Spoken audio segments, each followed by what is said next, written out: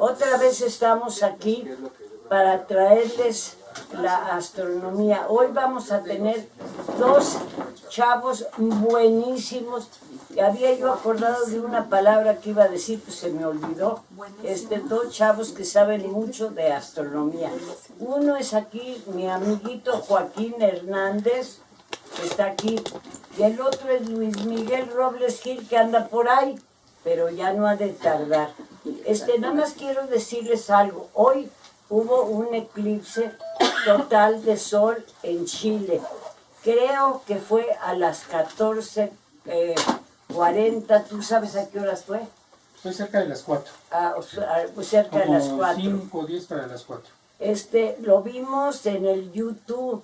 Yo no sabía nada que se podía ver. Lo vimos en el YouTube, estuvo bonito. Sobre todo tener la oportunidad de verlo. Allá en el eclipse estaba nuestra amiga Alma Rodas y estaba Ángel Llanas y Arturo Rosales. Es lástima que no fuimos nosotros, pero para el del año que viene, que va a pasar por Argentina, espero que sí vamos a estar. Bueno, aquí les dejo a Joaquinito para que nos enseñe lo que no sabemos acerca de la luna. Él es el lunático, o sea que pues tiene que hacer. Gracias a ti por estar dando estas pláticas, y hoy especialmente por compartirla con Joaquín Hernández, que es una de las gentes que yo conozco, que me ha dado mucho seguimiento al conocimiento de la luna, y que es de los más asiduos fotógrafos, que ya vimos los resultados con puro celular maravillosos. Esta la tomé con unos 600 milímetros y esta la tomé, esta no la tomé yo. La tomaste de la Anaquel. Es tuya porque la pagaste. No, pero esta sí es. Bueno, esa sí. Ojalá hubiera sido de mejor marca el teléfono. Bien, ahí lo que trato de sugerir es que tenemos la proporción real entre la Tierra y la Luna.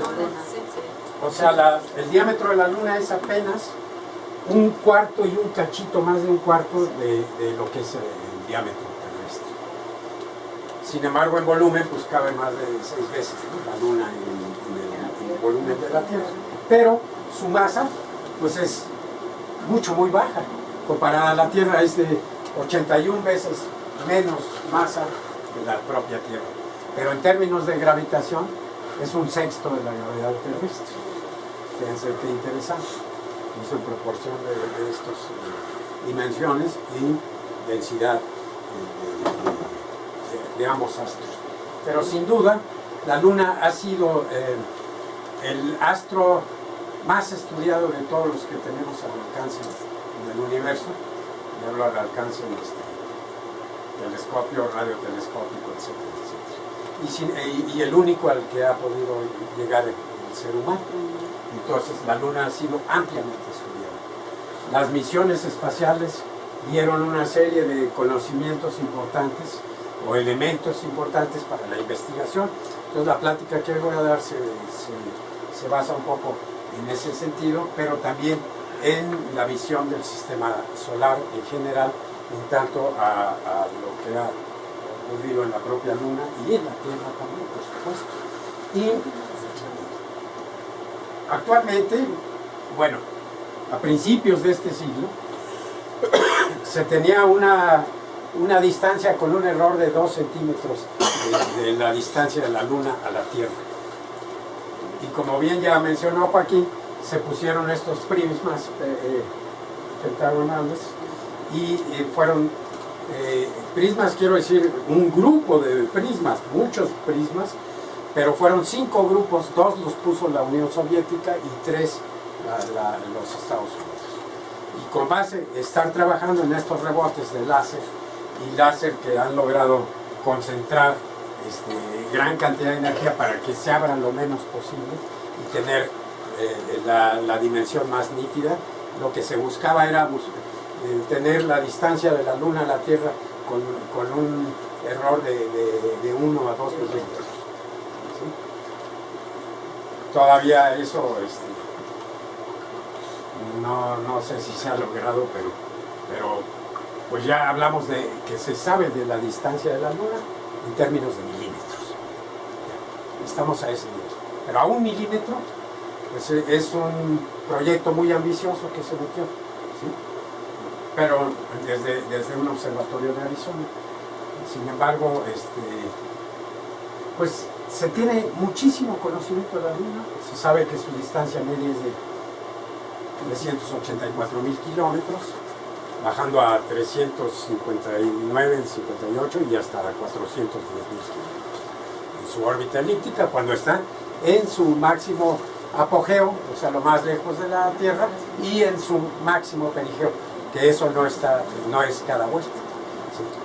Que es lo mismo que la inclinación que tiene la órbita de la Luna sobre la eclíptica, y la Tierra pues difiere de la solar, ¿no? Entonces, si bien se tiene todo ese conocimiento, hay grandes lagunas con relación a la Luna. Han surgido, por ejemplo, hipótesis de que la Luna se escapó del Océano Pacífico, está al otro lado, ¿sí? Se escapó. Esto definitivamente no ha procedido, por lo que se ha conocido ya de las muestras lunares y los estudios geoquímicos de la Luna, pues no procede tal. La de una posible explosión cercana de impacto entre dos cuerpos, y esto que habla de que pues, hizo posible que la Luna se situara, que la atrapara gravitacionalmente la Tierra y quedara en órbita, es dudosa también en el sentido de que si esto hubiera ocurrido, tendría que haber muchísimos escombros en el espacio interplanetario, que no asociados precisamente con el cinturón de asteroides. ¿Sí? Tendríamos que tener otro tipo de escombros, incluso hasta casi un anillo alrededor de la Tierra de escombros. ¿Sí? Pues de alguna manera, desde que la estrella masiva que vivió pocos millones de años generó su supergigante roja, se colapsó y revienta como supernova, alimenta de elementos pesados a la nebulosa protosolar, y de esta manera se concibe, por ejemplo, en el tercer anillo la Tierra como si se estuviera formando sin la Luna.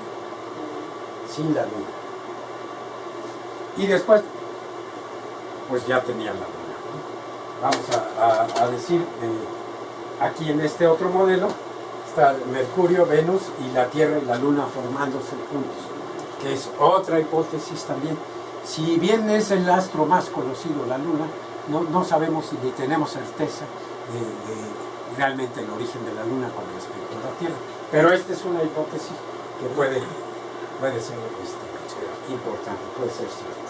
¿Sí?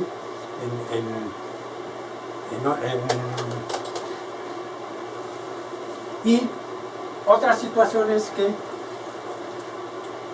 durante la formación de los protoplanetas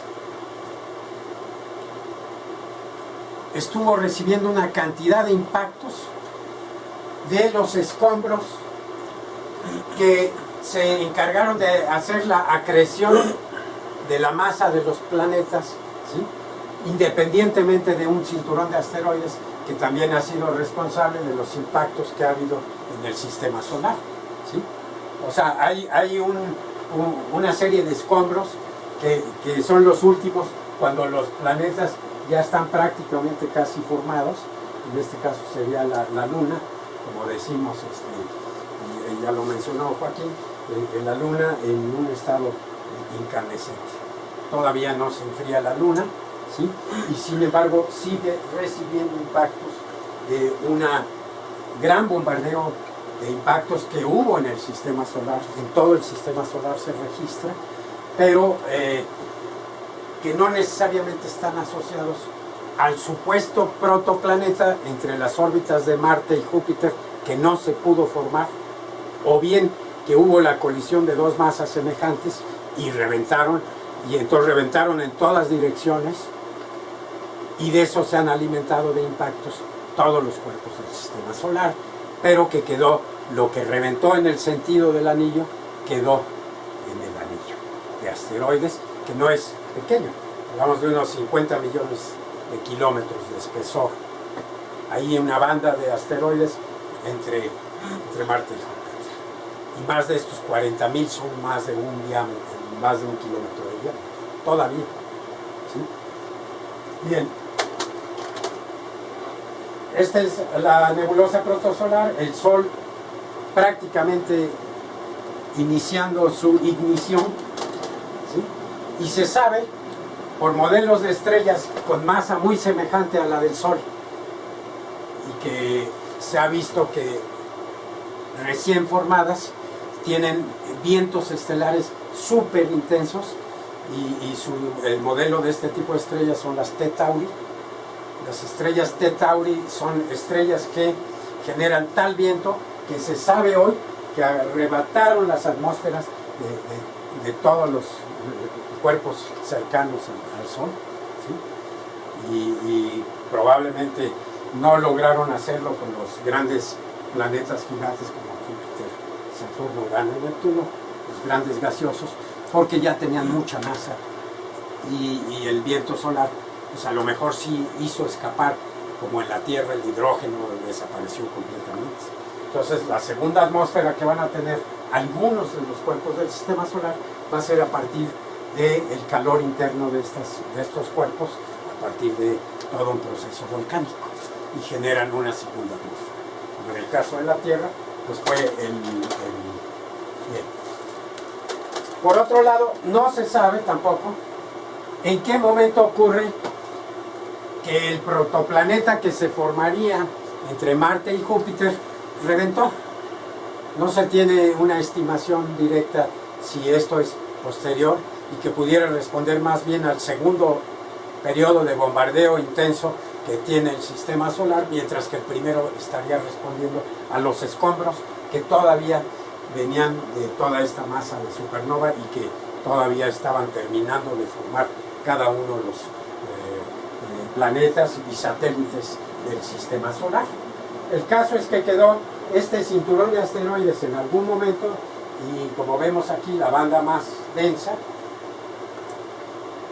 Si dije 40.000 asteroides de más de 1 kilómetro de diámetro que se tienen en el cinturón, pues son miles, decenas de miles y hasta centenas de miles de tamaños más pequeños, que ni siquiera los vemos, ¿sí? Muchos son piedras como la que acaba de entrar a la atmósfera hace 5 días o algo así, que se acabó por disolver en el sur de Puerto Rico, ¿sí? El tamaño de esta sal, era una piedra del tamaño de esta sal. Sin embargo, no llegó a tocar superficie. O sea, ¿qué se necesita para que lleguen a tocar superficie? Mayor masa. Cuando ya son meteoroides, pues tener mayor masa.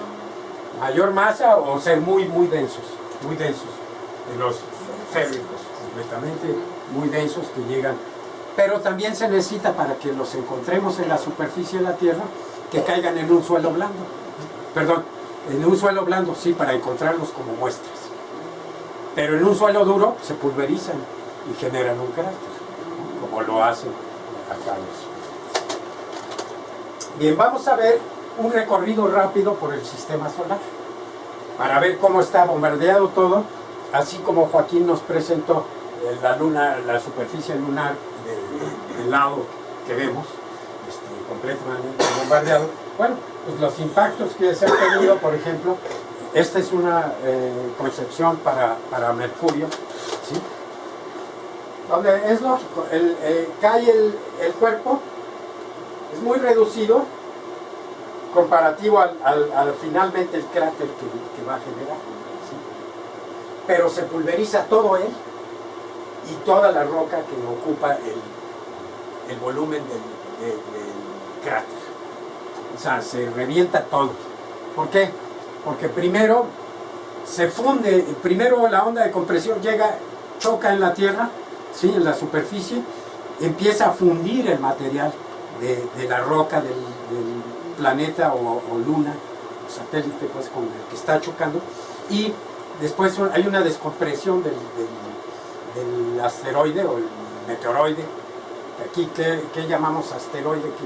¿Qué llamamos meteorito y meteoroide? Asteroide se considera como tal, como en el lenguaje, son todos los cuerpos de más de 1 kilómetro de diámetro que están viajando en el espacio interplanetario. Un meteoroide es aquel que tiene menos de 1 kilómetro de diámetro y que va hasta metros, como el que entró hace poquito. Fue un meteoroide, no un asteroide. Y meteorito es cualquiera que ya está en la atmósfera de la Tierra. Y meteoro es el fenómeno como tal. Bueno, más adelante vamos a ver este tema, ¿sí? Para el caso de la Luna. Me voy rápidamente sobre Mercurio. Sin duda Mercurio está ultra bombardeado. Mercurio solo tiene la masa de 5.5 veces la Tierra. O sea, 5.5% de la masa terrestre. ¿Sí? Marte un 10%. Entonces, es un planeta que geológicamente se murió muy temprano. Se murió y tiene huellas de impactos de todos los... Perdón, ¿qué pasa aquí? Esta es otra imagen de Mercurio. O sea, completamente bombardeado y posiblemente, para juzgar por las fotos que hay, es el astro más bombardeado de todos los sistemas solares. Esto también implica que la mayor densidad de escombros estaba por la misma cuestión de la formación del Sol y de los protoplanetas, pues más densa hacia el interior del sistema, ¿sí? Menos densa hacia afuera, y eso va a explicar también que tenemos menos huellas. Pero también, ¿por qué tiene tantas huellas Mercurio? Pues porque se murió geológicamente, porque no tuvo mayor actividad que pudiera borrar las huellas, como es en el caso de la Tierra, que es con la parte que vamos a terminar esta plática. Venus, indudablemente un planeta que por N años no se conoció, y que gracias a las ondas que lograron bajar y a todo el sondeo que se ha hecho, pues se ha encontrado un planeta que tiene una especie de formas continentales y cuencas oceánicas, ¿sí? Sin embargo, hoy se sabe que Venus está seco por dentro. La mayor parte de toda su atmósfera, que es bastante densa, con una presión de 90 veces la de la Tierra, ¿sí? Se sabe pues que Venus fue un planeta que puede estar presentando, digamos, un paisaje muy antiguo de lo que fue la Tierra. Y la Tierra y todos los planetas, evidentemente con las erupciones volcánicas, han ido sacando los gases más ligeros, y el proceso de reasentamiento gravitacional continúa al interior de los planetas. La Tierra y la Luna, otra vez en proporción, pero más grandecito. Esta con el celestial. Bien. La Luna, que presenta toda esta cara y que es completamente diferente al otro lado, vamos a hablar de esto después del paseo que estamos dando por el sistema solar, ¿sí? La Tierra, si bien la Luna, y al menos reconocidos visualmente unos 30.000 cráteres de impacto, ¿sí? Porque con buenos telescopios, en los campos que te metes, ¿cuántos crátercitos has visto? Además de los grandes cráteres son los menos. Los pequeños cráteres son innumerables. Y la Tierra, que tiene una masa 81 veces mayor que la Luna y un volumen mucho más grande, evidentemente que aquí chocaron, pero muchísimos más cuerpos que la Luna, porque además son la misma vecindad en el sistema solar.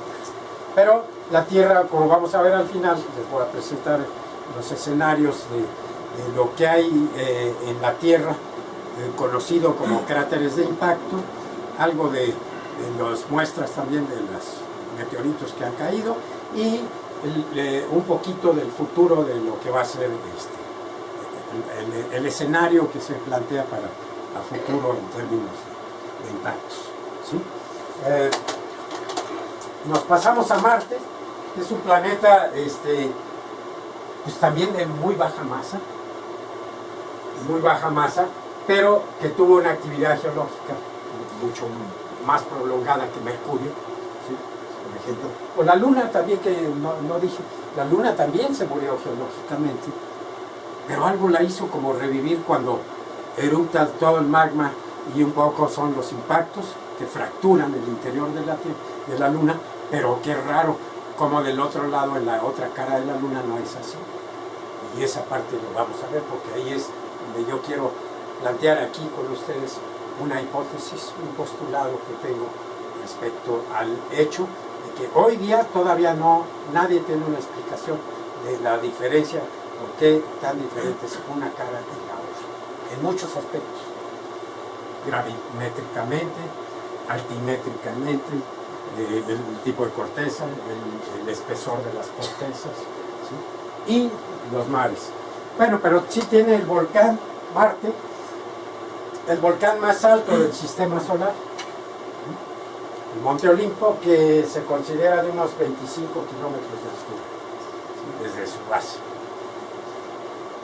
Y eso sí supera al Mauna Kea.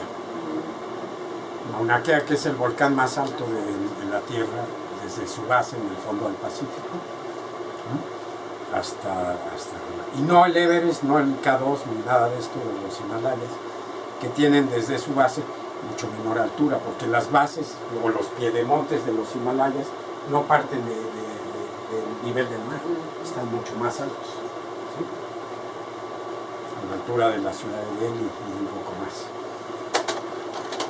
Bueno, Marte, lo que es muy interesante, bueno, es que tiene muchos otros volcanes, y entonces vamos a confundir cráteres volcánicos con cráteres en su superficie, ¿sí? Y estos especies de flap que hace así, como que choca este meteorito en un momento en el que Marte todavía se está enfriando en su corteza, ¿sí? Sugiere el asunto. Otra es que ha tenido erosiones fluviales, o sea que sí corrió agua líquida en Marte y que tuvo las condiciones para esto, y esto ha dado una bola de especulaciones, ¿sí? Que espantaron a los norteamericanos por un programa de radio ya en 1937, porque decían que ya habían llegado los marcianos a la Tierra, ¿sí recuerdan? De Orson Welles, exactamente.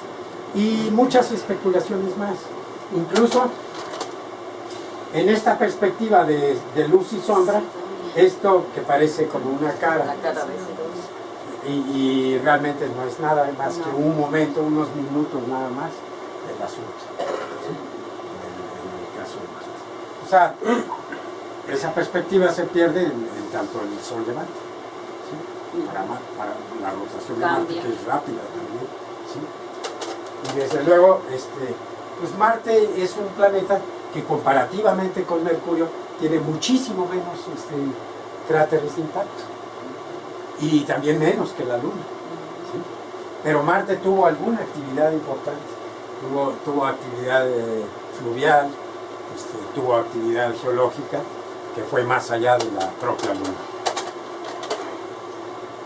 Y esta concepción artística de Phobos y Marte, Phobos y Deimos, los dos satélites de Marte, que son pequeños, pero que también tienen cráteres de impacto, ¿sí? O sea, todo está ametrallado. A esto me recuerda que una de las muestras que se tienen de la Luna es una roquita, un polvo o un grano de roca de 1 milímetro de diámetro, y tiene un cráter de impacto, ¿sí? Ese milímetro. Y ese fue entre las muestras que vinieron de las misiones, ¿sí? Y llegamos este es Hermes, que en 1936, es una concepción artística de Hermes, en 1936 pasó a menos de 2 veces la distancia de la Luna y puso a temblar a los conocedores de impactos. Hermes es asteroide, ¿no? Es un asteroide de los que cruzan la órbita de la Tierra, entre otros. Ahora bien, y tenemos aquí, ahora sí, el cinturón de asteroides, que como decía, puede estar respondiendo en otro momento, pero en gran medida también a los impactos que presenta todo el sistema solar. ¿Sí? De ahí nos pasamos a Eros, es otro de los Earth Crossing, o sea, de los que cruzan la órbita de la Tierra, y este es un descubrimiento en el año 2003 del único asteroide que está dentro de la órbita de la Tierra. O sea, el único que está entre Venus y la Tierra, ¿sí? el Atiras. Es el único asteroide que se conoce de una órbita adentro. Los demás son órbitas elípticas que cruzan a la Tierra, la órbita de la Tierra, o incluso pues llegan hasta más cerca que Mercurio respecto al Sol. O sea, menos de 50 millones de kilómetros. Atiras. Llegamos al gigante Júpiter. Sin lugar a dudas, fue el que más impactos recibió. Pero pues es toda una gran nube de... Es gaseoso. Sí, es gaseoso. No, tiene un fondo sólido. Por ahí presento algún modelito de cómo se concepciona el interior de Júpiter y Saturno y de Urano y Neptuno, los 4 grandes. Pero por ejemplo aquí está Io, que es una de las lunas que no presenta ningún cráter que no sea volcánico. Cuando llegó el Voyager,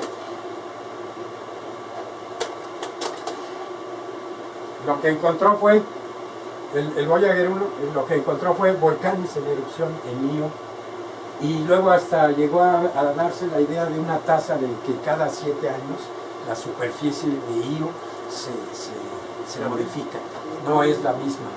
Y esto, aquí hay como una serie de cráteres, no son cráteres de impacto, son volcánicos. ¿Sí? O sea, está incandescente, está en un estado primario como el que tuvo la Tierra hace 4.500 millones de años, o 4.000 millones de años. O la Luna también hace 4.500. Llegamos a la pista de hielo más grande del sistema solar, Europa.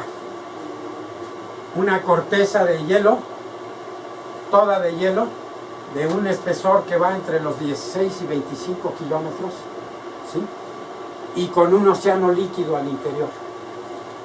Y abajo de ese océano, la parte sólida, la que pudo tener huellas o tendrá ahí las marcas de los impactos que haya tenido. ¿Sí? Muy diferente es la superficie de Ganímedes. Ganímedes sí tiene también una corteza de hielo, pero, o sea, como una atmósfera, digamos, enfriada y congelada ahí, de hielo, pero sí tiene cráteres de impacto, ¿sí? Presenta cráteres frescos. O sea, quiere decir que una vez que ya quedó consolidada y que ha sido una esfera volando, el satélite más grande del sistema solar, es más grande que Mercurio y más grande que Plutón, ¿no? Y casi del tamaño de Marte, Ganímedes, está congelado desde hace mucho tiempo, y lo que tiene después de eso son los impactos más jóvenes, más recientes, de 2.000 millones de años para acá, 2.500 millones de años. ¿Sí? Es muy, muy interesante Ganímedes, pero es una esfera de hielo, y siendo pues lo más grande del sistema solar. Calisto es una mezcla de corteza entre hielo y rocas, y también tiene cráteres frescos de impacto. ¿Sí? Pero eso es el equivalente de una cierta actividad que tuvieron estos cuerpos para poder tener estas, igual que Europa, para poder tener estas coberturas de hielo. ¿Sí? O O sea que ese hielo salió de la actividad magmática primitiva en estos cuerpos. Esta es la superficie de Calisto y se ven ahí varios de los cráteres de impacto frescos. Y este es el modelo para Io, Europa, Ganímedes y Calisto, los 4 galileanos, en donde ahí estamos viendo cortezas de hielo, ¿no? Luego líquido, océanos líquidos, hasta llegar a la parte sólida. ¿Sí? Europa, por ejemplo, es completamente hielo, pasa a un océano líquido somero, pero luego pasa directamente a la parte más dura de todo eso. Y Júpiter tiene su superficie sólida hasta acá abajo, que tiene hidrógeno y helio, en una capa de hidrógeno y helio en toda su superficie. Por eso es probable que el viento solar inicial en la T Tauri, o el tipo T Tauri, que fue el protosol, el sol al iniciar su actividad, no llegó a arrasar con esto. O sea, todavía, ¿por qué? Porque la masa de este planeta pues, es 317 veces la masa de la Tierra. O sea, muy pesado, y pudo contener su atmósfera. Y también por su distancia al Sol, que ya no es la misma que la Tierra. De 150 hasta 700 y pico millones de kilómetros. 150 millones de kilómetros que tiene la Tierra del Sol, números redondos. Y Saturno es algo semejante. Entonces, ni Júpiter ni Saturno nos van a poder en ningún momento dado dar pistas de ningún cráter. En lo absoluto, ¿no? Son esferas de gas impresionantes. Ahora, y aquí tiene los remanentes, aquí es donde pudo haber la colisión de cuerpos con masa semejante para poder tronar ambos. ¿Sí? Porque si uno tiene más masa que el otro, nada más revienta el pequeño, pero no el que tiene más masa. Y entonces deja todo un anillo de escombros, pero sobre todo muy finos, demasiado finos. Entonces posiblemente fue el choque de dos asteroides bastante masivos que reventaron y dejaron este anillo. También Júpiter tiene un anillo, como lo sabemos, pues, pero mucho más raro. Y aquí nos pasamos a Titán, la luna más grande de Saturno, completamente envuelta por la atmósfera, y no tenemos ninguna evidencia de cráteres de impacto. ¿Pero qué? Pues los debe tener. Porque todos los cuerpos recibieron, y Júpiter fue el que más recibió. Y el segundo que más recibió fue Saturno. Necesariamente. Bueno, y el ser humano pudo ver un impacto en Júpiter en el 94. El Shoemaker-Levy, el cometa. Digo, eso además para darnos cuenta de que pues, esto ha seguido pasando por todo el tiempo, por los eones. Así es. Llegamos a Dione, una de las lunas importantes de Saturno, porque, por ejemplo, de Júpiter nada más hablamos de los 4 galileanos, Io, Europa, Ganímedes y Calisto, pero tiene 39 lunas Júpiter. Un poquito más ya. Bueno, las que se van a, más las que se acumulen las establecen en esta semana. Sí, ¿cuántos ya decimos? La última vez 46. 46 ya. Bueno, Y resulta 46 que Saturno satélites. tiene Sí. una más que Júpiter. 47. 47.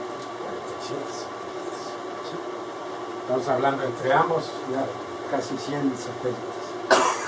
Y Urano tiene 29.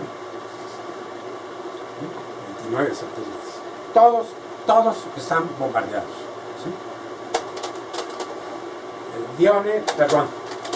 Rea, cráteres sobre cráteres, totalmente bombardeados. ¿Sí? Encelados, nada más que maravilla. O sea, si a alguien le dices, esta es la luna, porque no sepa, se la compra. ¿Sí? Cualquiera que te diga, no, pues es que es el otro lado de la luna. Encelados.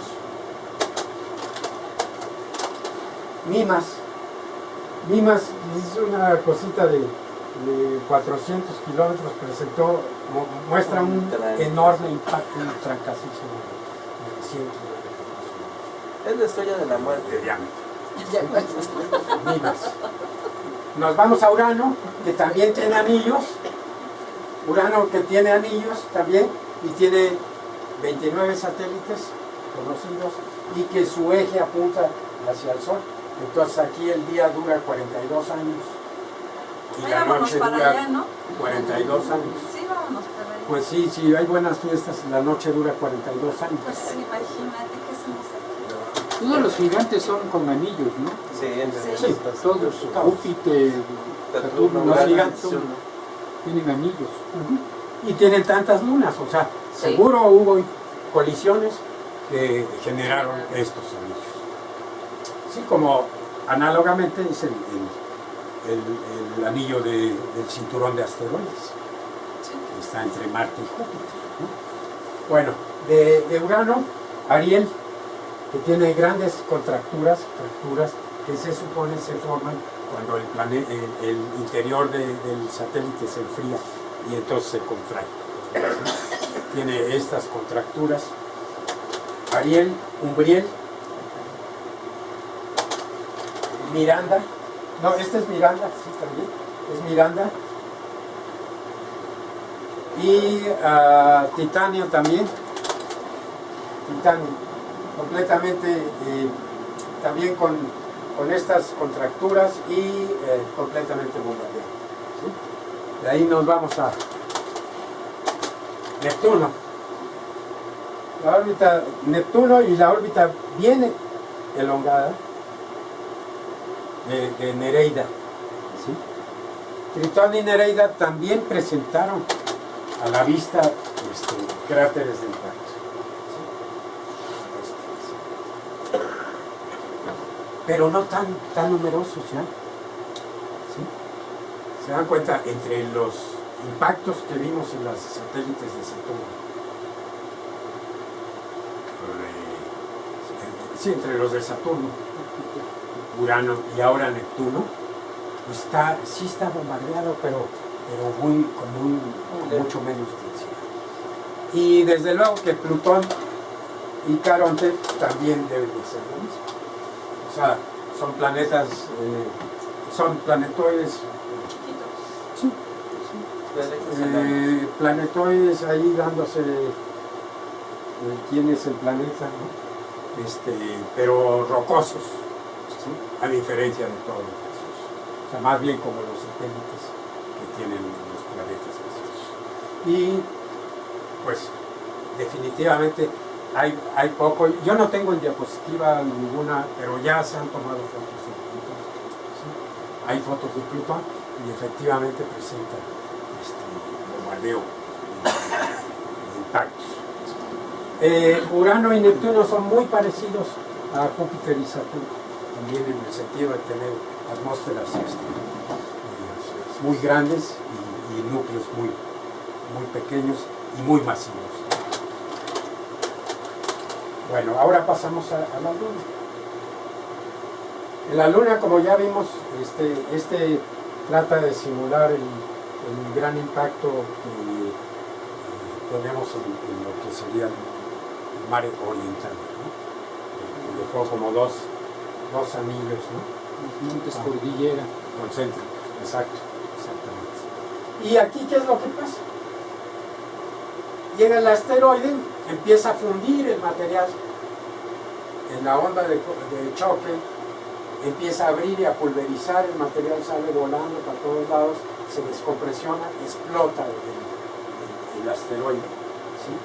Truena y queda finalmente un magma, ¿sí? Un material magmático, pues, o digamos fundido, roca fundida, que no, magma diríamos si estuviera al interior. Y sí hay magma en la Luna, pero va a venir después, ¿sí? Que son los mares famosos.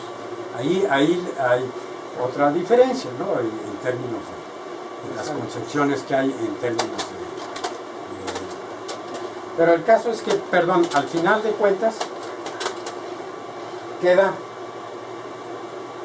el material fundido, de roca fundida que queda en el fondo, los escombros que salieron y quedan volando por todos lados, y a veces hasta estrías han generado en los cráteres, finalmente se enfrían y ya quedó. No es el mismo caso para los mares. Los mares lunares, o los llamados mares lunares de basalto, no se formaron en el mero momento del impacto, sino que se alimentaron por las fracturas que generó al interior, en la corteza, el cuerpo, el impacto, y esto fue alimentado después por magma. Ahí es donde va a venir el postulado que conocemos. Por cierto que decía Joaquín que también hay colores en la luna. Hay determinadas fotografías que nos permiten ver los cambios de coloración en los terrenos. ¿Sí?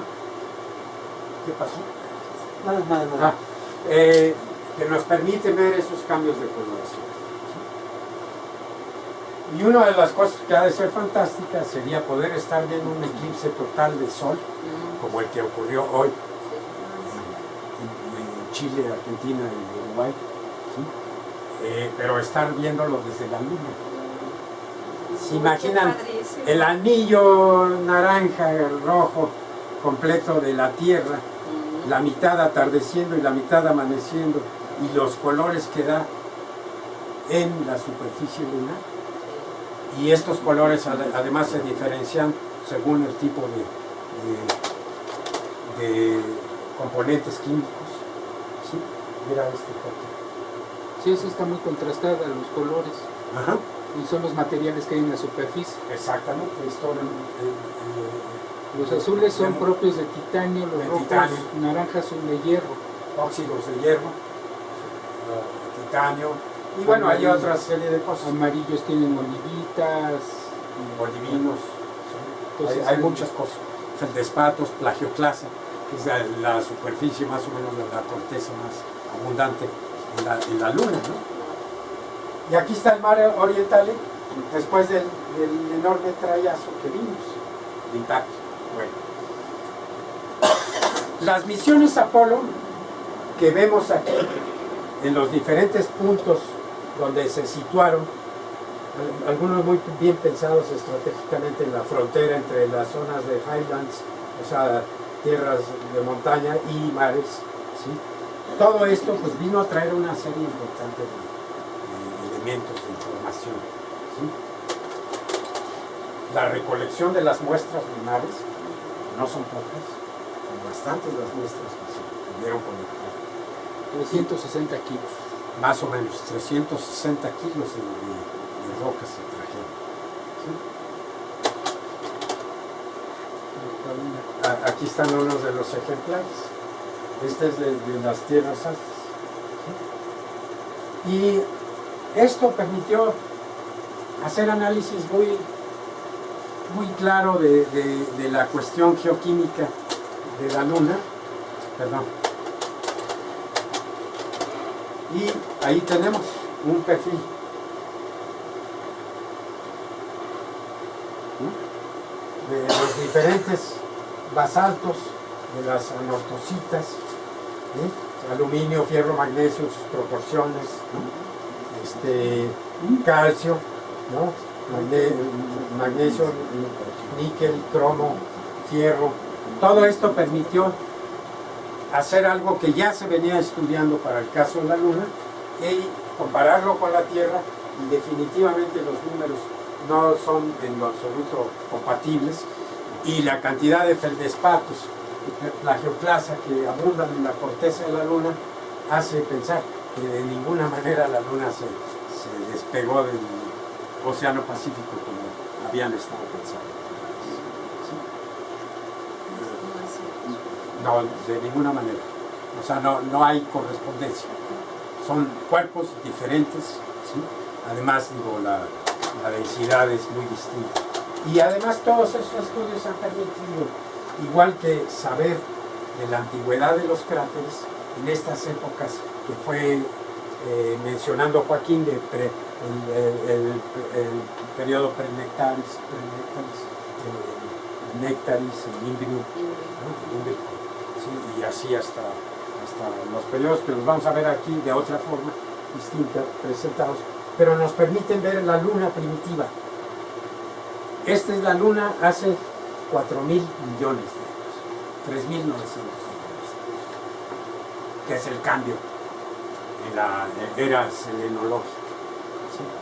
En el cambio de la era selenológica está así la luna, eso presenta, y después devienen una serie de emisiones de magma, ahora sí, interno de la luna, a través de todo el fracturamiento que hubo por los grandes impactos que ocurrieron.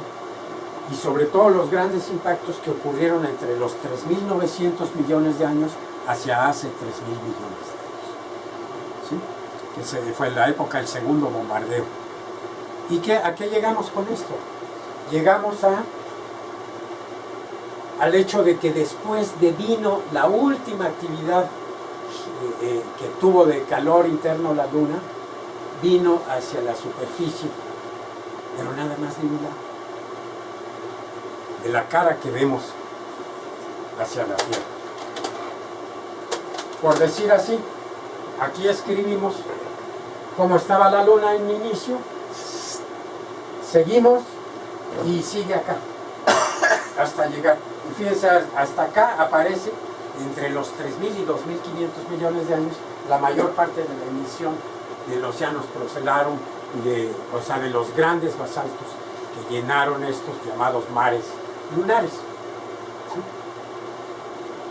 En varios sentidos tiene alguna lógica hablar de mares. ¿Sí?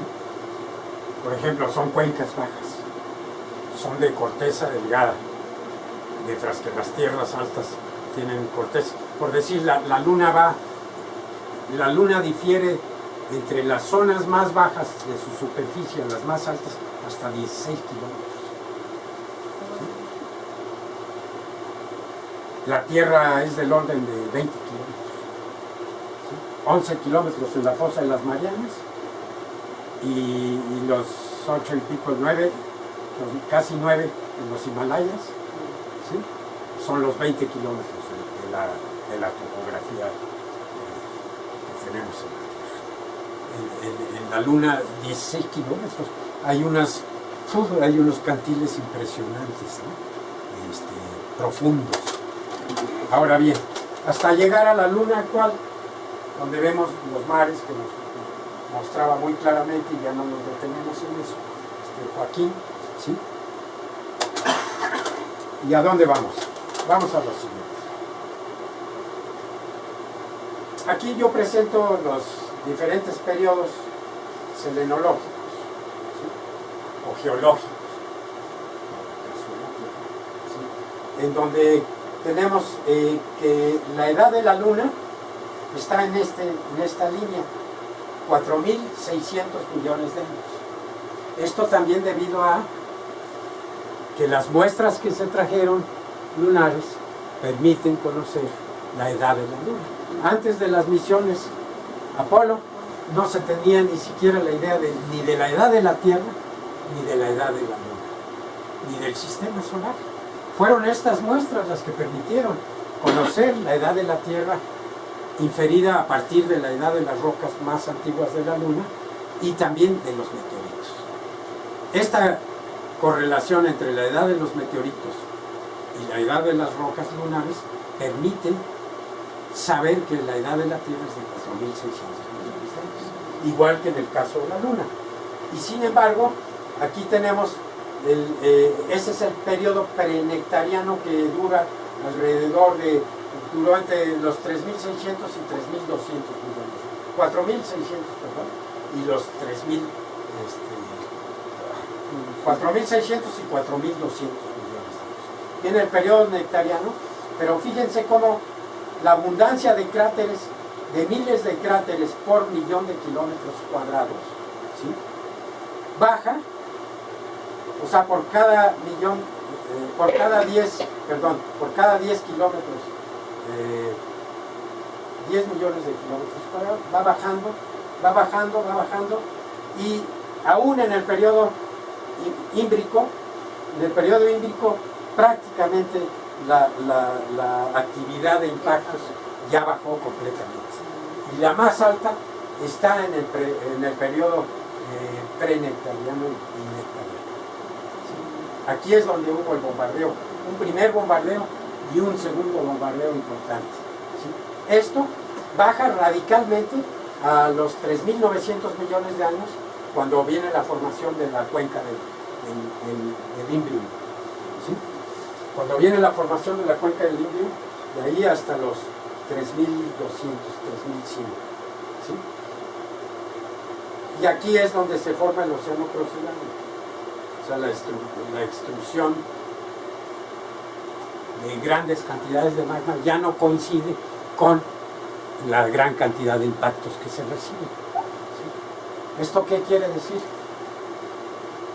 Que esto procedió del interior de la Tierra, de la Luna, perdón, pero procedió a partir de el fracturamiento o la detonación que generaron los impactos. Pero no al momento del impacto se formó el océano o el mar de lava. El mar de lava viene después de los grandes impactos, porque los impactos que estaban ocurriendo aquí ya son muy pequeños, son muy menores, son los pequeños cráteres que son mucho más abundantes en la superficie. Ahora bien, entonces se forma el océano de magma, siguen cayendo los asteroides, finalmente se van al fondo, se funden, se van al fondo, pero esto se alimentó desde adentro. ¿Sí? Aquí tenemos una foto muy famosa, también muy mala foto, por cierto, que es mucho mejor que la original. Sí, se ve bien azul. Este es un mar de lava con muy pocos impactos. Los mares de lava, los mares de basalto de la Luna, tienen muy pocos impactos comparativamente a las tierras altas. ¿Sí? Muy pocos. Vamos a ver. Por ejemplo, en el mar Ímbrico, en el Imbrium, hubo diferentes periodos, hubo 3 fases de emisión de lava desde una sola fuente junto al cráter Euler. ¿Sí?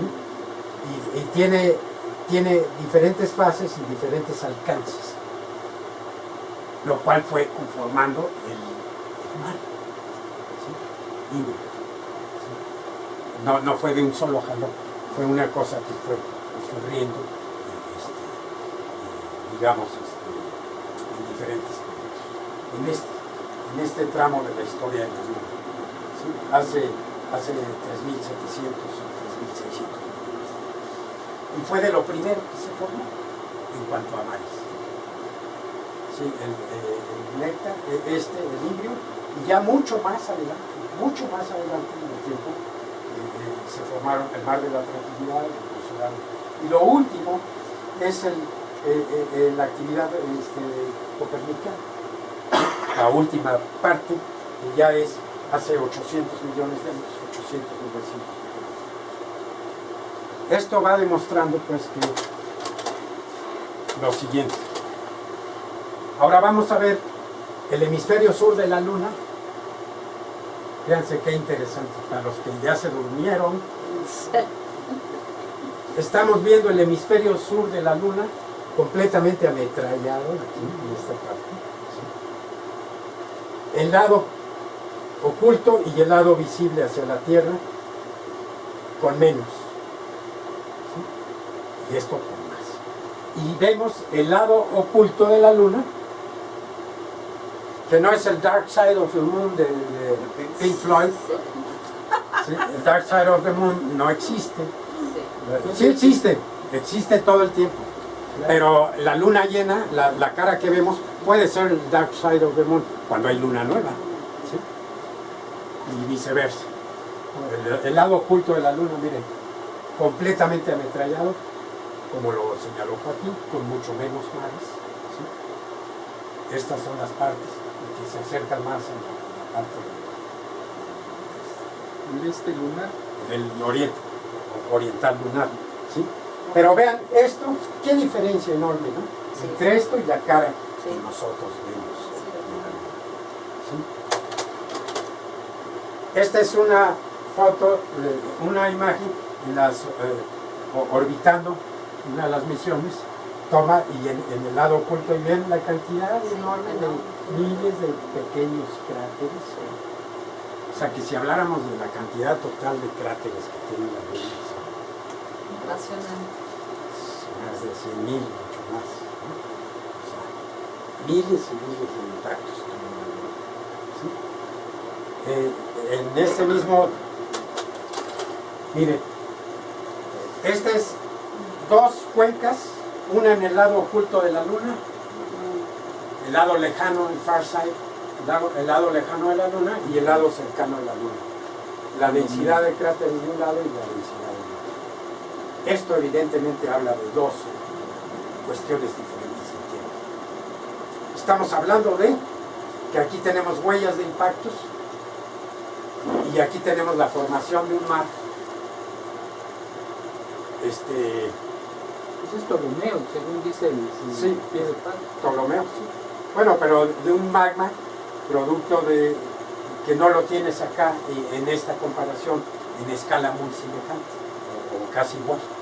En escala igual estamos hablando de que la densidad de cráteres que tú tienes aquí y acá es muy diferente. Y este es el lado visible de la Luna, y este es el lado Protege mucho la Tierra, ¿no? ahorita van a ver a lo que voy. Hasta el año 2016 se publica todavía otro artículo más en Sky and Telescope que habla de que no hay respuesta para explicar por qué las diferencias de las dos caras de la Luna. Sí se conocen las diferencias, pero el por qué. Y aquí la cara visible, la cara oculta de la Luna es, bueno, totalmente diferente. Estudiada desde varios puntos. Por ejemplo, aquí está al revés la esta, pero en albedo refleja mucho más luz solar en la parte oculta que la cara visible. Se vieron, por ejemplo, en torio en partes por millón, por ejemplo, se vio anomalías gravimétricas y topografía, ¿sí? La topografía, o sea, con los colores, los morados son las zonas más bajas de la Luna, ¿sí? Y con la gravimetría se puede determinar el espesor de la corteza de la Luna, y justamente las partes más bajas de la Luna son las partes donde la corteza de la Luna es la más delgadita, es mucho más baja, o sea, producto de estos. Pero ¿por qué de un lado tan distinto como el lado visible de la Luna y el lado oculto de la Luna? ¿Sí?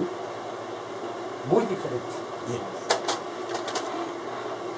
Las anomalías gravimétricas, voy a aprovechar para poner esto en orden.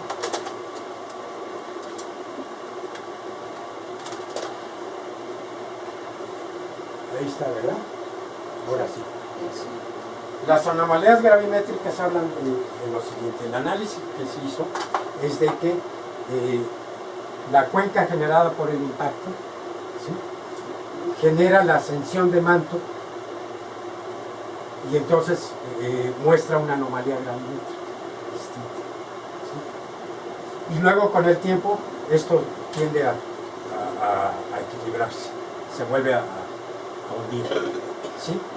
Pero este es más o menos el fenómeno cuando hay un gran impacto y quedan fracturas en la corteza de la Luna, cuando este magma llega a ascender y entonces hay una emisión de magma. Algo pasó con la Luna y se puede decir que la Luna ha acompañado. ¿Cuál haya sido su mero origen? ¿Quién sabe?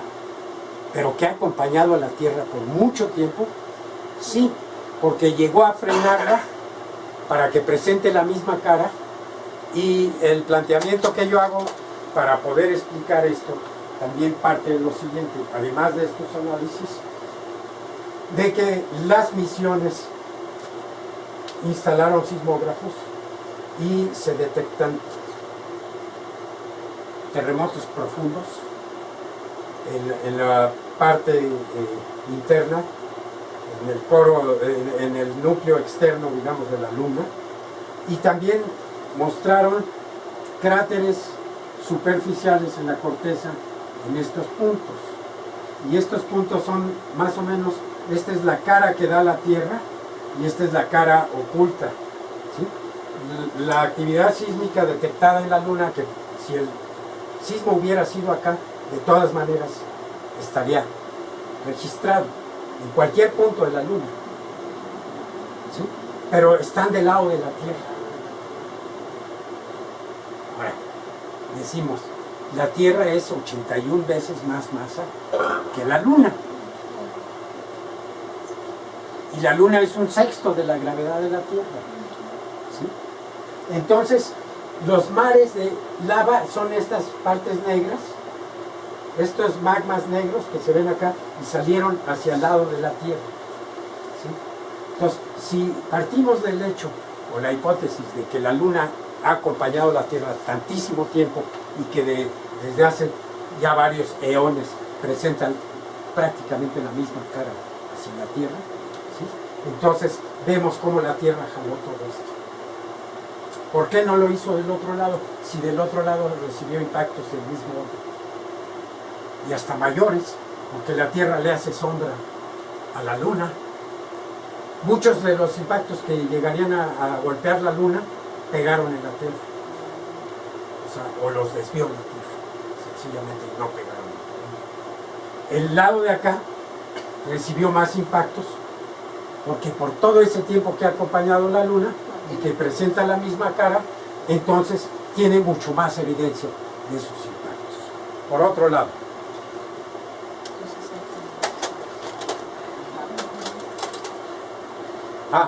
antes de esto, Del lado donde está la Tierra. del lado que da la Tierra para acá, el magma fue jalado.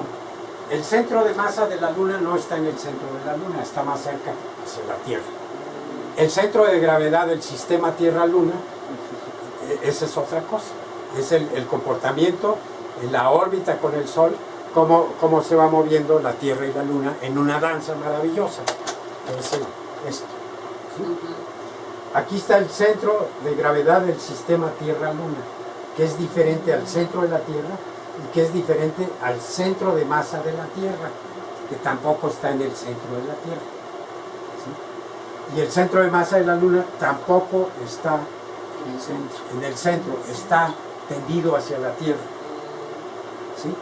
Entonces la Tierra está ejerciendo, si la Luna genera mareas como estas en la atmósfera, que llegan a ser de más de 100 kilómetros. O sea, la atmósfera se engloba más de 100 kilómetros de cada lado, uno por la fuerza centrípeta y otro por la de atracción gravitacional. Se jala.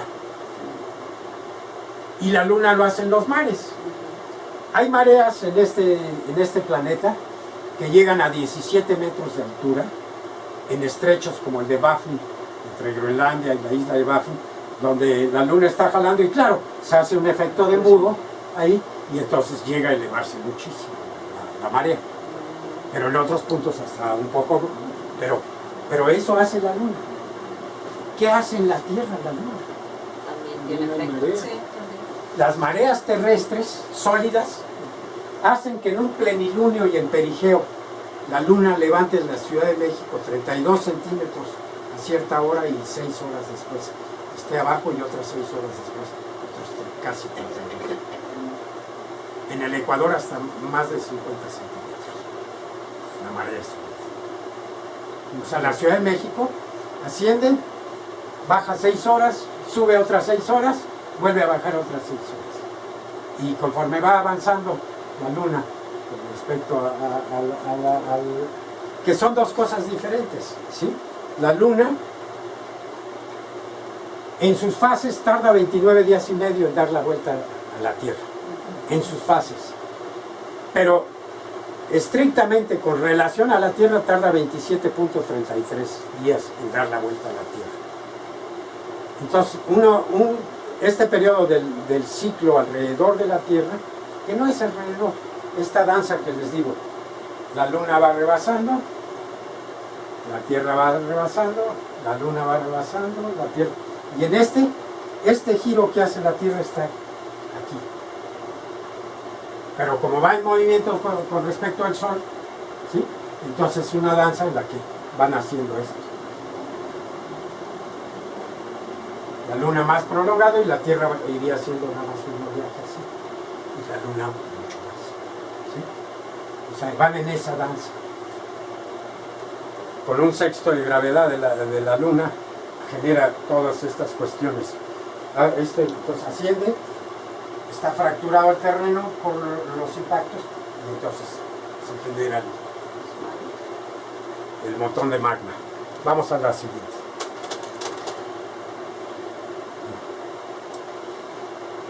Altimétricamente, el lado oculto de la Luna tiene alturas cerca de los 8 kilómetros, ¿sí? Y casi todo va del nivel cero para arriba, casi todo, con pocas depresiones solamente en el lado oculto de la Luna. En el lado visible de la Luna, casi todo está por abajo del cero, como si cero fuera el nivel del mar, ¿sí? Entonces todo esto son como continentes y estos son como océanos. Y que es donde coincide, donde están los mares en la Luna, los fondos basálticos. Al ir avanzando la Tierra o la Luna, se va llevando la marea de ese modo. ¿Sí? Pero si coinciden en dirección con el Sol, en perigeo o en apogeo, pues estas mareas van a ser mayores y son menores en 2/4, por ejemplo. Para un poquito mostrar eso, sería lo siguiente. Tenemos las mareas más altas en las alineaciones, ¿sí?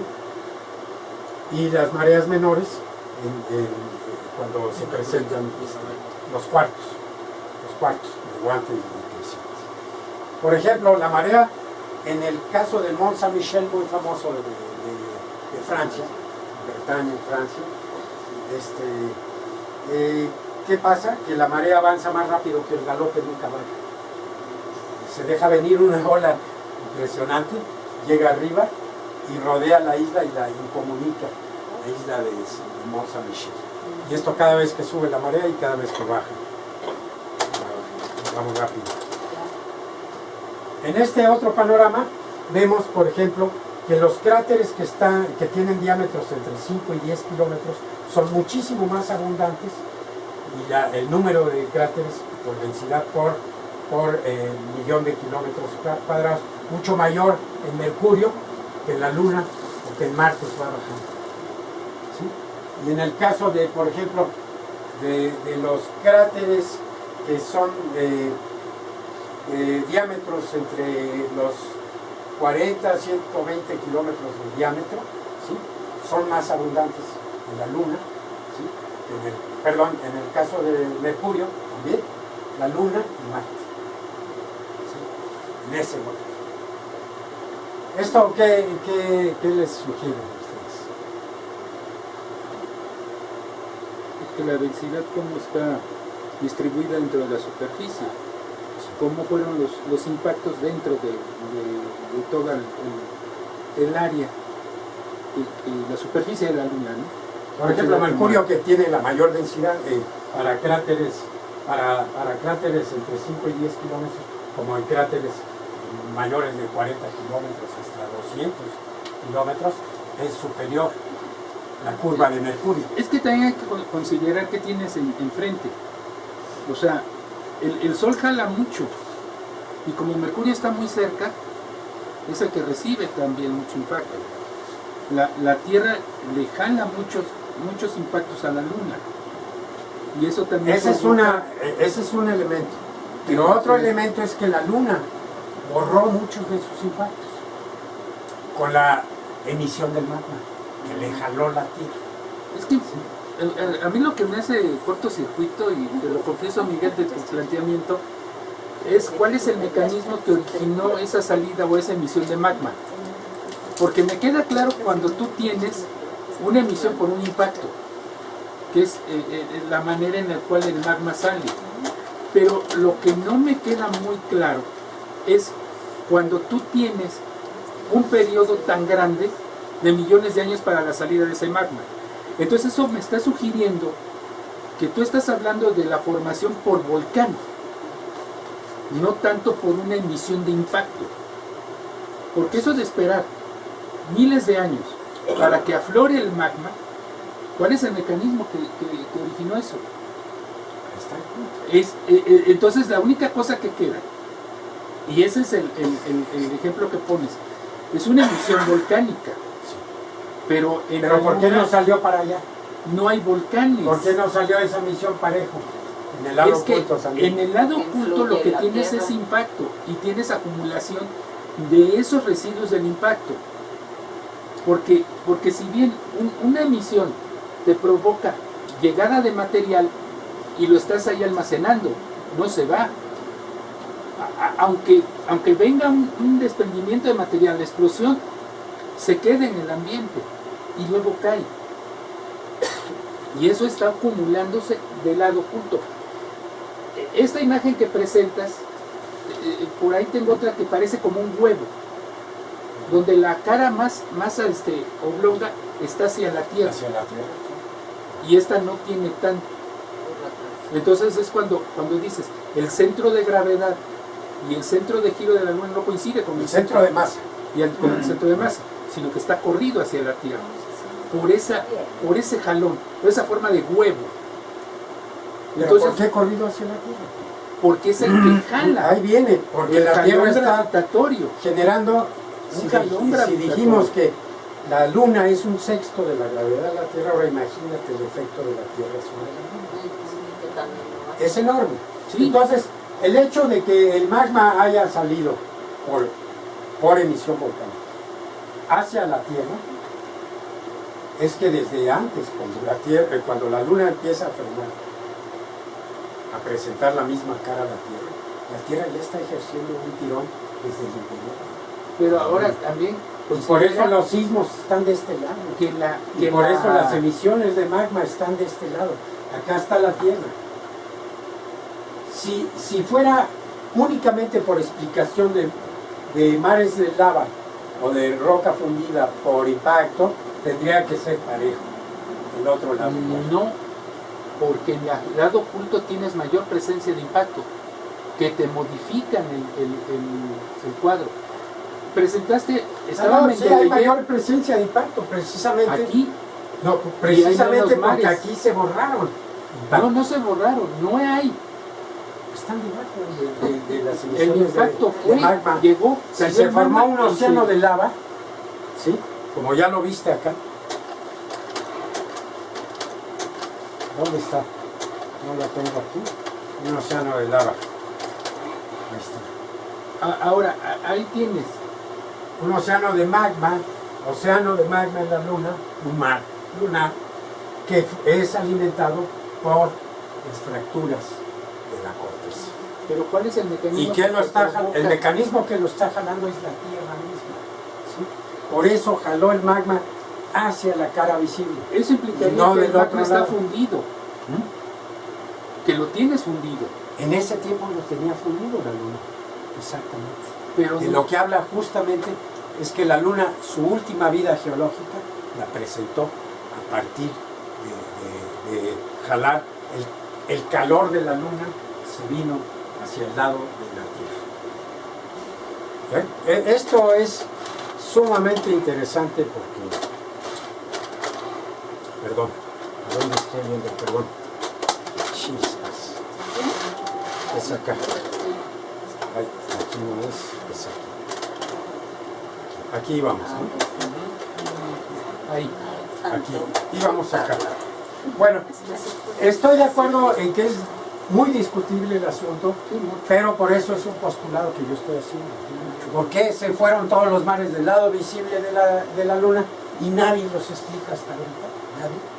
Aquí tengo los artículos últimos que se han escrito sobre el tema de la diferencia entre las dos caras de la luna y termina concluyendo que no se sabe por qué. Pero, bueno, No se sabe por qué. Yo estoy postulando que la atracción gravitacional que genera la Tierra sobre la Luna ha estado haciendo un proceso largo en el que hizo que su última calor expulsado hacia afuera se expulsó gracias a que los impactos que hubo grandes fracturaron el manto, ¿sí?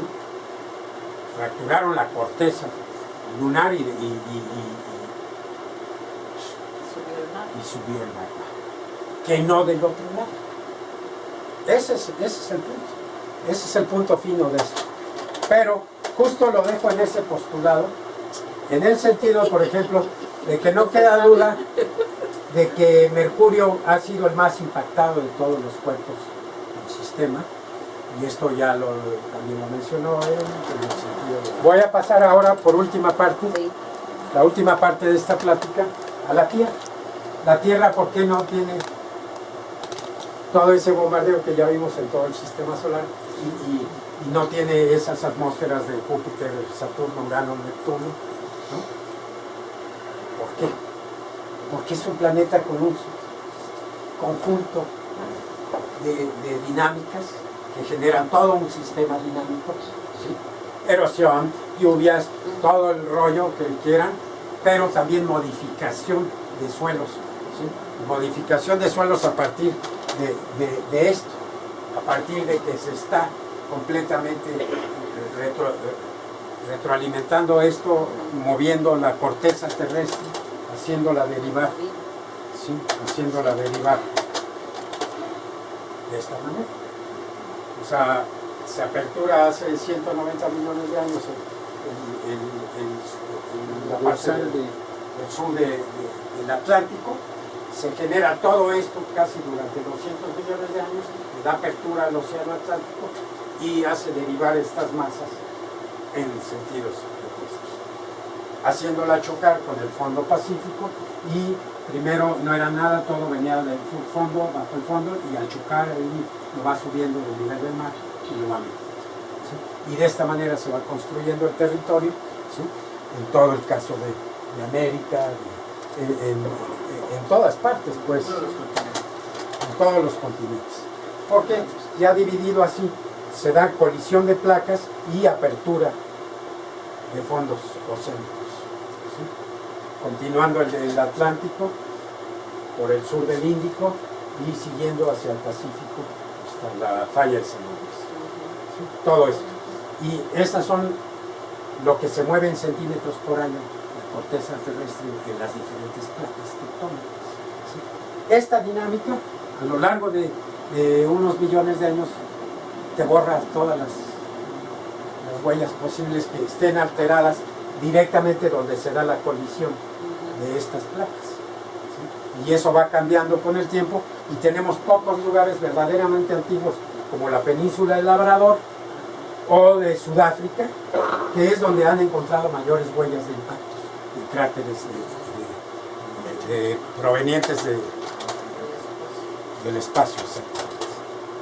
Bueno, y ahí para ir a la par, y justamente en esas zonas de colisión o de apertura de suelo nuevo, se da la actividad volcánica y sísmica. O sea, estamos en el punto de enfoque. Claro, por supuesto. Y es de millones de años el asunto. Y de esta manera se ha ido construyendo el territorio nacional. A partir de que en esta grieta de 6 kilómetros de profundidad, cuando el océano, su profundidad media es de 4 kilómetros, ¿sí? En esta se hunde el material y va generando el territorio, lo va construyendo. Nosotros no estaríamos nadie aquí si no hubiera temblores, si no hubiera... Claro, sí, claro. Y no tendríamos manzanas acá arriba y no tendríamos cocos allá abajo. Y más toda la vida en el fondo de los mares. Pues. Sí, Bueno, esa dinámica hará que donde se está hundiendo el material del Pacífico, acá, en la zona de Japón, Filipinas, Indonesia, ¿no? Todo esto, donde hay volcanes impresionantes como los de Indonesia, Krakatoa, etcétera, etcétera. Todo esto tiende a ser nuevo territorio en el futuro. Va a ser nueva tierra. Entonces, díganme qué cráter con esa dinámica puede sobrevivir. Solo sobreviven los llamados escudos continentales, que son aquellos lugares que tienen más de 2.500 millones de años, que no han sido modificados por la actividad tectónica. ¿Sí? Y esto es lo que va a pasar. Todo lo que está en amarillo claro va a ser tierras nuevas. O sea, por encima del nivel del mar. Por encima del nivel del mar. Fíjense cómo se va a extender desde Centroamérica y partes de México. Forman nuevas tierras. Toda la placa Caribe va a estar por encima, va a estar arriba. ¿Sí? O sea, van a ser nuevos suelos. Se va moviendo todo esto. Unas partes van a desaparecer. Sí. La India, por ejemplo, que se está hundiendo debajo de Asia. Debajo de los Himalayas. Y los Himalayas se formaron por lo que es la India. Sí. La placa europea, ¿no? Con Asia, Eurasia. Bueno, sin embargo, sí hay algunas huellas. La concepción artística de un asteroide que choca hace 450 millones de años genera una gran extinción de especies biológicas y deja la huella de un cráter en el que todo aquí cabía el país de Checoslovaquia. Está hundido y hoy partido en la República Checa de Eslovaquia, pero de donde tú llegues de Europa, de Polonia, llegues de Alemania, llegues de Austria, llegues de Hungría, ¿sí? Llegues de Lituania, de donde llegues, a donde llegas a la frontera con el llamado país Checoslovaquia hace años, todo cae a un cráter. Todo ese país está hundido en un cráter. Y su frontera es el parteaguas de ese cráter. ¿Sí? O sea, es un cráter enorme. Obviamente no estaba ahí esto. Los montes Urales se formaron porque esto llegó y chocó con Asia. ¿Sí? Se ligó mientras que por otro lado se desprendió todo lo del Atlántico. Se formó el Atlántico. 450 millones de años. Este hace 214 millones de años en Manicouagan, en Quebec, ¿sí?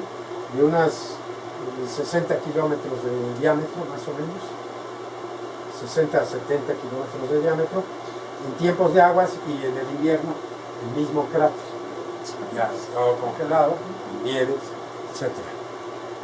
Este fue otro gran impacto que también pudo generar una extinción que está en registro. Después el famosísimo impacto de hace 65 millones de años, que manda a volar a todos los dinosaurios y le da paso a la evolución de los mamíferos, ¿sí? Y que se sabe hoy que cayó en Chicxulub y que ahí está el concéntrico y toda la cuestión de los cenotes, etc. Y que hay huellas también en la plataforma continental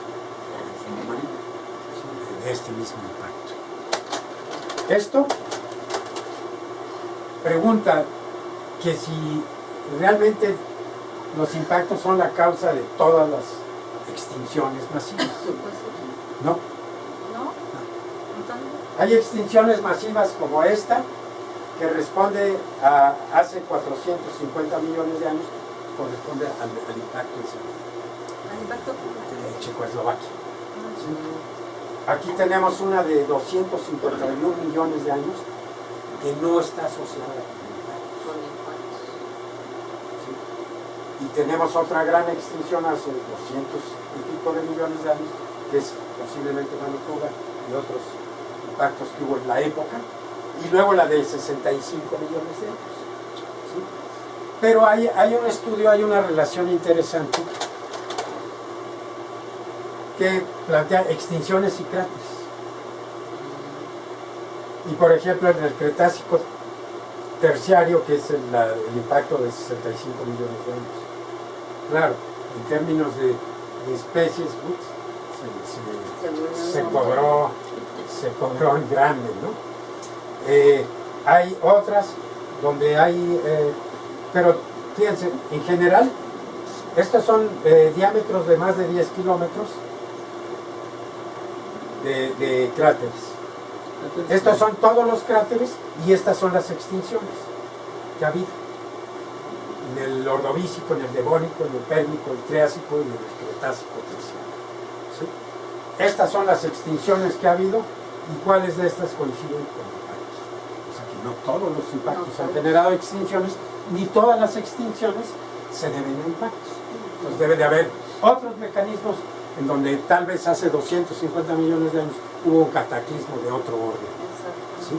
Que generó un sinnúmero de mortandad, de pérdida de especies. Y puede ser desde orden climático o también volcánico y volcánico climático y demás. O sea, puede... Pandemia. Derivas continentales. Exactamente. Pandemia, Bien. ¿no? Ahora, se han encontrado una serie de extinciones periódicas menores y otras mayores que, por ejemplo, esta es la de 65 millones de años, la de los dinosaurios, y que parece que desaparece el 70% de las familias geológicas, ¿sí? Aquí. Y lo que vemos en este sentido es que también está la hipótesis de que en este movimiento que hace el sistema solar en torno a la galaxia, ¿sí? Que si estuviera ocurriendo cada vez que pasamos por el plano de la galaxia, esta serie de momentos en los que tal vez se deviene toda una lluvia de cometas desde la nube de Oort, por ejemplo, ¿sí? Y que los enjambres de cometas, pues es lo que muy posiblemente desapareció los dinosaurios, y no precisamente asteroides, porque hay muy bajo número de cráteres de impacto en el momento en que desaparecen los dinosaurios. O sea que posiblemente fueron grandes bombas que reventaban en la atmósfera y destruían mucho y que generaron un problema climático global, ¿no? Que generó ese famoso invierno nuclear en el que desaparecen los dinosaurios. Ahora, la otra hipótesis es que ese devenimiento de cometas venga a partir de un paso periódico de una estrella errante muerta en torno en ese tipo de elipse con respecto al Sol. O sea, que tengamos la hipótesis de la estrella muerta, ¿sí? Que pasa por la nube de Oort y entonces genera todo este enjambre de cometas, llegan acá y hacen catástrofes. Es muy difícil decir qué pasó. Pero ¿qué pasa recientemente y qué pasará? Tenemos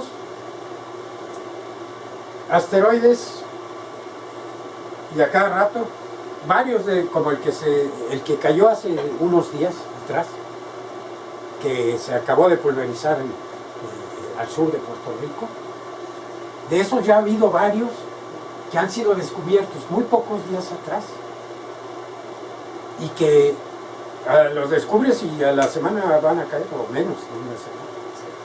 O sea, se han encontrado que que entró ahí se pulverizó al sur de Puerto Rico, se conoció su existencia unos días atrás. ¿Sí? Y como ese ya van varios en los últimos años que está ocurriendo. Entonces, evidentemente son cuerpos pequeños. Porque los cuerpos grandes se han ido clasificando uno a uno y hay varios que tienen probabilidad de chocar con la Tierra. Y bueno, aquí tenemos un impacto del cráter del meteoro en Arizona de 170 metros de profundidad, ¿sí? Con 1.2 kilómetros de diámetro, ¿sí?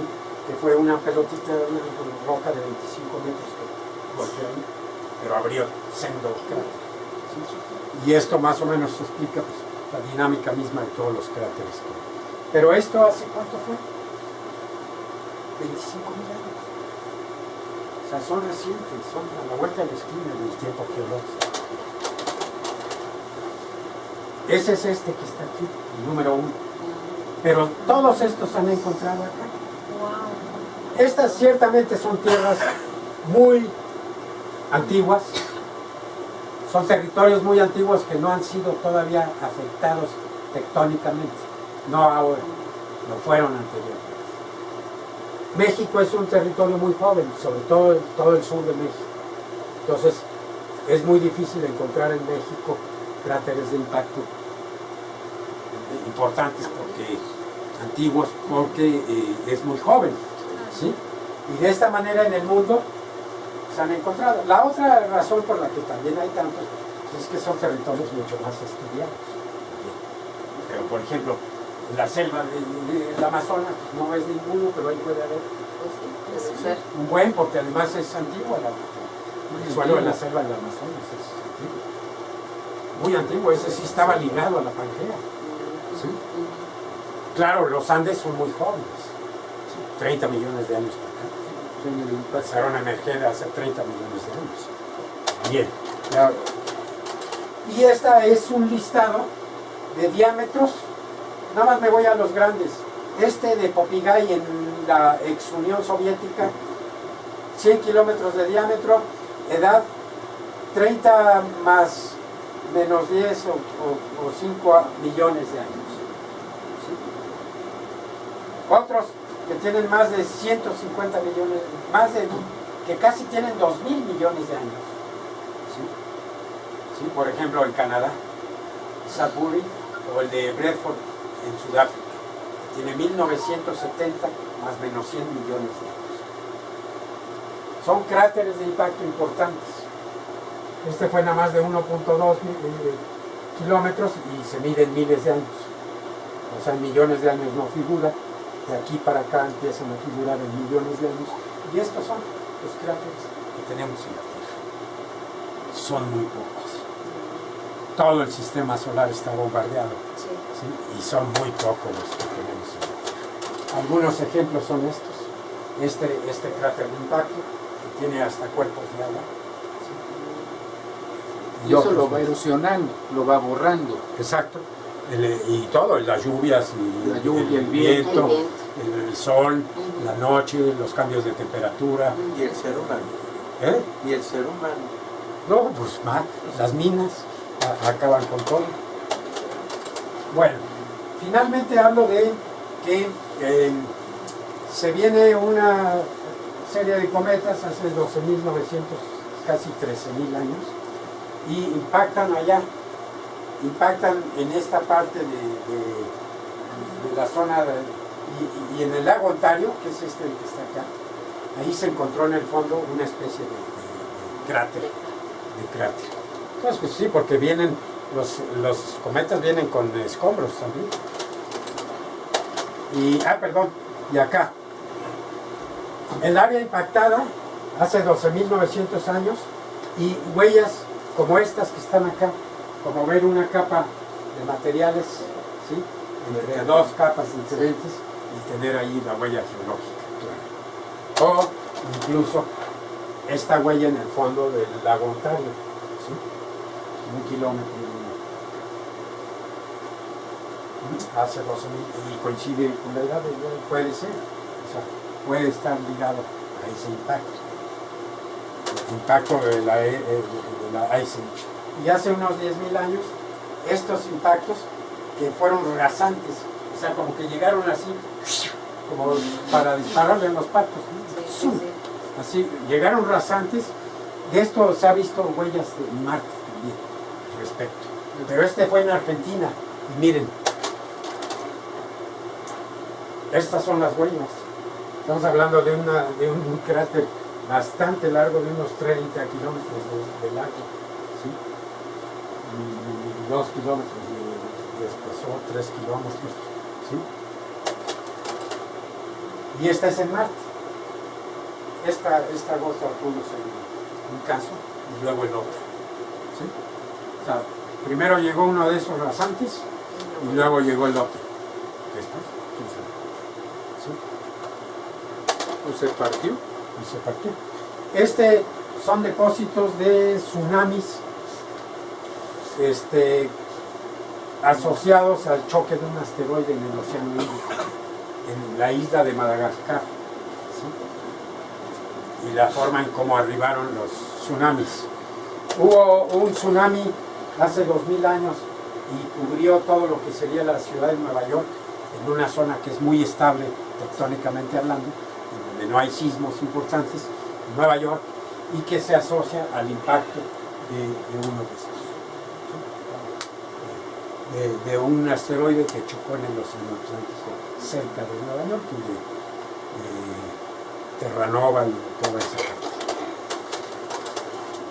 O el Tunguska, que fue un cometa que explotó el 30 de julio de 1908 y que dejó todos los árboles en contra. Ahí está un sobreviviente de Tunguska, y aquí les paso el link. Con estas coordenadas en Google Earth se pueden ubicar y les da todo un paseo por aquí, por los impactos de Tunguska. En Google Earth, dando estas coordenadas. 60 grados, 53 minutos, 17.32 segundos, norte. Y 101 grados, 53 minutos, 49.81 segundos, este. Con esas coordenadas, entras a Google y ves todo lo que provocó la explosión, la onda de choque, la explosión de un cometa el 30 de junio de 1908. Bueno, termino con el panorama de que estos son órbitas de cometas que cruzan la órbita de la Tierra, de asteroides, perdón, asteroides, no meteoroides, asteroides, ¿sí?, que cruzan la órbita de la Tierra. Asteroides tipo Apolo. Son los 21 Apolos, se conoce, ¿sí? Las órbitas de los Earth Crossing, 21 Apolos. Después de eso, se ha venido conociendo una cantidad de asteroides. Todos estos cruzan la órbita de la Tierra. O sea que tarde o temprano se van a encontrar en el semáforo. ¿Sí? O sea, va a haber más fiesta. ¿Sí? Más bombardeo, y la Luna también. ¿Sí? Aquí está varios de los asteroides, pero asociados con observaciones de bólidos, fireballs, bólidos. ¿Sí? Y cuántos de estos asteroides, y todos estos asteroides no tienen además como un enjambre de asteroides, de meteoroides acompañando, como el que entró hace unos días. ¿Sí? Y estos, por ejemplo, generan lluvias de estrellas periódicas en esas fechas. De las 80 lluvias de estrellas periódicas que tenemos en el año. 14 son las Perseidas. Perseidas, exactamente. Más lo que se acumula esta semana, porque también hay el paso de asteroides que generan descompensación en el cinturón de asteroides y luego generan impactos. Pero ¿dónde está este?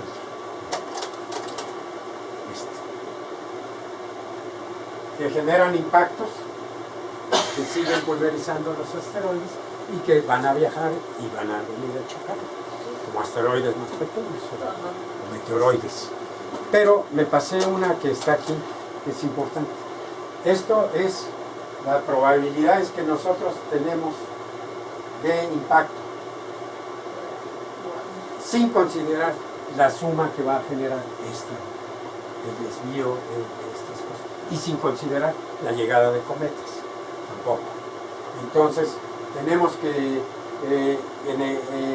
energía equivalente, tenemos para lo que sería 1 millón de TNT, más o menos una catástrofe certera, segura, pues, ¿sí? De este mundo. Aquí tenemos el caso de Tunguska, y ya desde este punto posibles mayores efectos globales a partir de impactos futuros. Esta es la aproximación de impactos por años. ¿Más o menos se entiende? Sí. No sé qué pasé ahí atrás porque había una que acompañaba a Isa. A ver. Esta era. Ok, entonces de aquí nos vamos a lo que se acumula esta semana, y de ahí nos vamos finalmente a que la Tierra, pues la mayoría de lo que estamos recibiendo diariamente es polvo, y la Tierra engorda 19,000 kilos diarios. De ese material. de lo que va cayendo. Sí. Así que ni se preocupen por ninguna dieta de alguna. No hay problema, la Tierra se avienta 19,000 kilos diarios. Claro, no es nada, pero es polvo. ¿Sí? Y estas son caídas observadas en años distintos, y esto es del bombardeo desde en América se han observado 826 caídas, no, muchas más. Esto nada más era para los 60. ¿Sí? En 1388, Sí. 1961.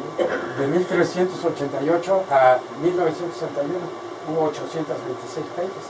Y como les decía yo, finalmente, cuando encontramos esto, es que cayó en suelo blando.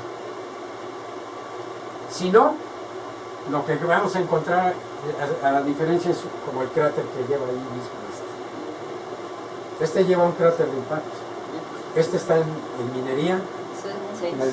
aquí en el Palacio de Minería, y pesa 14,114 kilos y cabe en una combi, Pero no lo sin arrastra. molestar el asiento del chofer. Pero no lo arrastra. ¿Eh? Una combi no lo arrastra. 14,000. No. ¿Kilos? 14,114 kilos. Ese es en así. 14,114 kilos que caben en un bocho, ¿sí? Es una densidad muy grande. Claro, totalmente cerdo. Estamos hablando de que un auto tiene Y 2,000 kilos. esta de 3,325 kilogramos está en el Instituto de Astronomía de la Y eso UNAM. fue hace como 40 años esa Hace foto. 30. Pues mira, Ese es Gastel Uñera. Gastelum y yo, ¿sí? ¿Este es Gastelum, el que está a la Sí, izquierda? a la izquierda. Ese es Gastelum y este soy yo. Y ese eres tú. ¿Y este soy yo? Pero eso fue en los 80s, ¿Eh? 70s. 80, 81, 82, Sí, sí. 70 tal vez. Sí, de por ahí, por el 80. Tenías que terminar con algo chusco, ¿verdad? No. Mira, nada más termino diciendo lo siguiente a todos los compañeros. Este de 3,000 y pico de kilos, Esa piedra. ¿qué pasaría si cae a una cuadra de aquí? Pasamos del estado vivo al gaseoso. Nosotros pasamos al estado gaseoso, Sí. aunque suene muy gaseoso, ¿no? Sí. Bueno, pero ahí les va. ¿Cuántas veces compran ustedes un billete de lotería y quién se la saca? Bueno, Ah, yo pues nunca. sí. ¿Cuántos números tiene el sorteo de lotería? Un chorro. 10 millones, ¿no? No. No, pues son 7 números. Un número de Sí, la sí, pero lotería son- Las ¿cuántos billetes combinaciones, venden? ¿no? No, tengo un montón de O sea, de todos los números. Vigésimos. Son En 20 de cada vigésimos. número. ¿Cuántos vigésimos? 20 vigésimos. ¿Por cuántos números? Hasta 49,999, ¿cierto? Sí. Ese es el número al que llega la lotería. O sea, 50,000. Tú te juegas uno en 50,000. Tu probabilidad, aunque sea en una proporción que si compraste toda la serie o compraste un vigésimo. Bueno, para que te caiga esto a una cuadra o a cualquier punto que te pueda a ti afectar a La verdad está en China. carrera, Es difícil. la probabilidad es de 1 en 53,000 millones. Bueno, sí le ha caído a personas. Sí le han Sí. caído. ¿Sí?